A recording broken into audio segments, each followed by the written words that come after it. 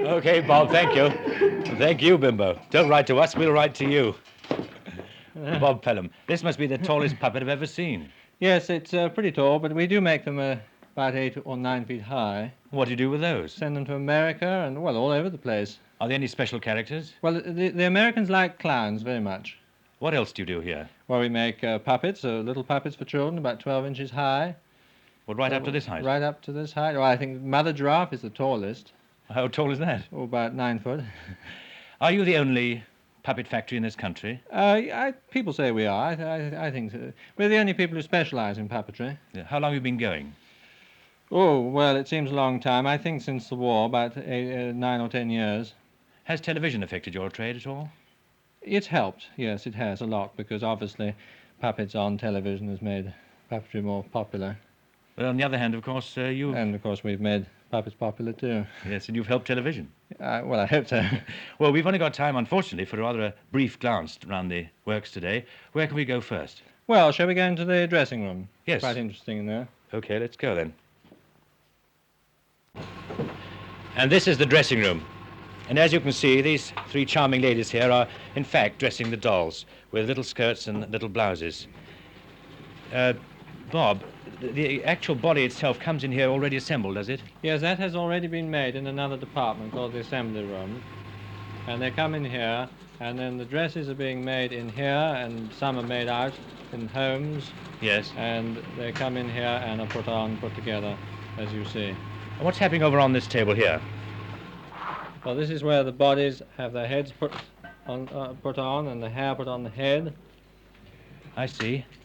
And the assembled body is here with the clothes already put on, and it just remains for this head, which is already painted. Yes, well, the heads are painted upstairs.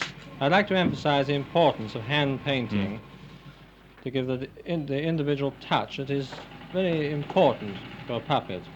These girls are highly trained, and they do just give it that individual touch. Are they trained here? Yes, we train them all here. And this, I believe, is Joan Brown, is that right? Yes, that's right. And you're the forewoman, is that right, too? Well, forewoman, yes, and odds and jobs. Well, I say odd jobs as well, shall Or we? general cook and bottle wash, is that it? That's right, yes. What are you doing at the moment?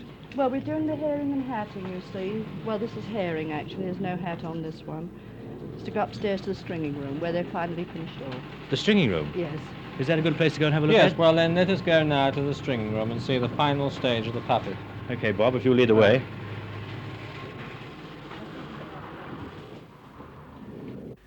This is the very final operation. Yes, this is where the puppets are strung up on their controls, they're packed, and they go down to the dispatch department. A lovely variety of them. Can you mention a few of them? Well, I can see fairies, the girls, Cinderellas, poodles, Bengo, Lulabelle. Oh, I think that's enough. Are they very difficult to work? Oh, no, very, very simple indeed. Shall I show you how they work? The leg strings are blue. I take hold of one, I pull up for the left leg and down for the right. Up, down, and that's the way he dances. I open the mouth, and in goes the bottle. Oh, that's fine. Can I have a go? But, shoo! And here's another favourite of mine. There again, pull up the left leg and down for the right. Oh, that's Bimbo again. Of course, we saw his bigger brother downstairs.